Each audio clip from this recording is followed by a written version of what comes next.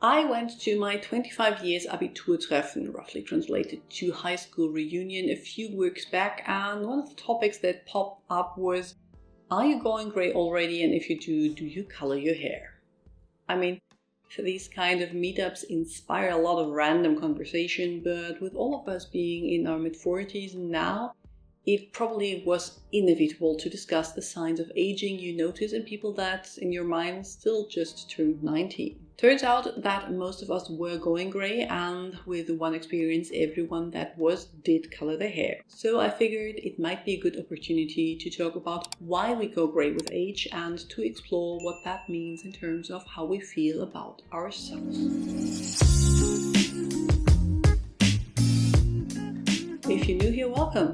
I'm Dr. Anne, a physician passionate about skincare and well-aging. Our natural hair color is determined by our genetics, with a wide variety of genes influencing the final outcome. The main pathway, though, is through melanin production, either eumelanin or pheomelanin.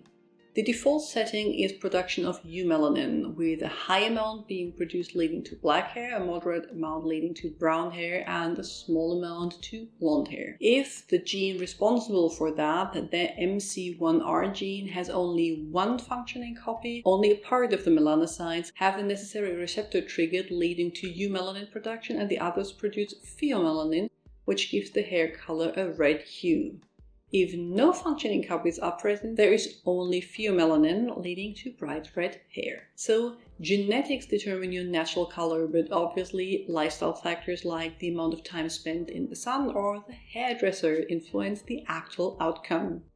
My hair, for example, is 20% genetics and 80% hairdresser. Now that we know that the type and amount of melanin is responsible for our hair color, it is basically self-explanatory that the loss of that color, going grey or going white, is due to a loss of melanin production in the hair follicle. It is also determined by a loss of another enzyme, catalase, that breaks down hydrogen peroxide naturally occurring in the hair.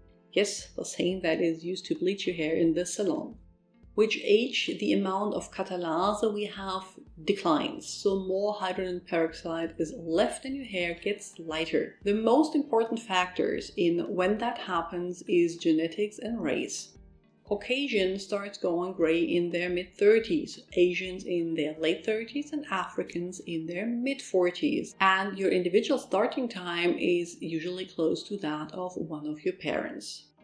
I noticed my first grays at around 40, which is late for a Caucasian, but given that I have been highlighting my hair for decades and that individual grey hairs are hard to notice in blondes, it might have been much sooner. For my mother insisted it was about the same, we all have the same natural color.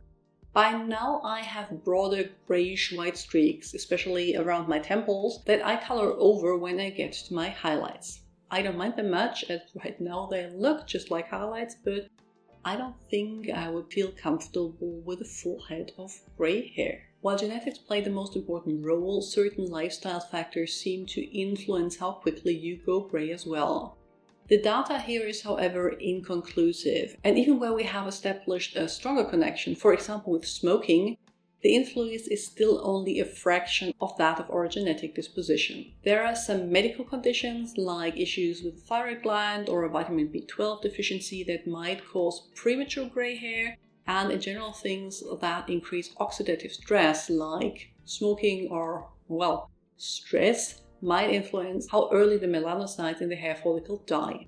Going grey overnight due to a stressful life event, the so-called Marie Antoinette syndrome, is a very rare occasion. If it really happens, that is, it might be a medical myth altogether. Far more likely is that after a very stressful phase in your life, you one day look in the mirror and notice a lot of new grey that before you simply didn't notice because you were preoccupied with other stuff. Over the last few years, we have seen many younger people either embrace their prematurely grey hair or artificially dye their hair grey or white, which is an interesting shift away from the default state I grew up with when grey hair was associated with grandmas only. When I looked further into that trend, I came across an interesting study by Cecil et al. Published in the Journal of Women and Aging with the compelling title, Gendered Ageism and Grey Hair, Must Older Women Choose Between Feeling Authentic and Looking Competent, which I will link below. Other than pointing out the obvious differences between how grey hair is perceived in aging men, very distinguished, sophisticated and desirable,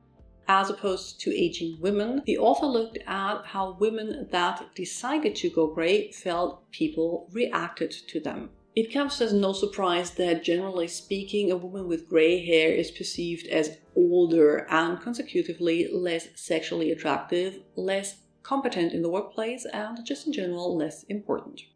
On the other hand, there was the pressure to age gracefully, that in terms of hair, your hair shouldn't be very obviously dyed because that would be considered a desperate attempt to look younger, as frowned upon as letting yourself go and embracing the grays. Now there are positive attributes for women with grey hair as well. You are considered more gentle, more caring, and emotionally well balanced, and people are more likely to turn to you for advice.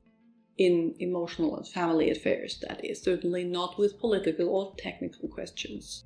The grandmother role, so to speak. Nothing against grandmothers and the wisdom that might or might not come with age, but I feel like my mid-30s or even mid-40s are quite early to move on from being perceived as competent in the workplace to that. I mean, given the average life expectancy, that is more than half of my life left. So most women react by dyeing their hair until one day they feel the desire to embrace their grays. Those that do embrace their grays earlier than others do, according to the study, shift their focus to other features attributed with youthfulness, like more fashionable clothing, makeup, and bolder haircuts, probably to counteract the impression that they are letting themselves go. Now, I don't have a conclusion here or an appeal to either embrace your grays or to keep coloring your hair. That is a very personal choice to make. I just wanted to draw attention to how the color of our hair for us as women is apparently much more than personal preference, but once again influences our role in society, because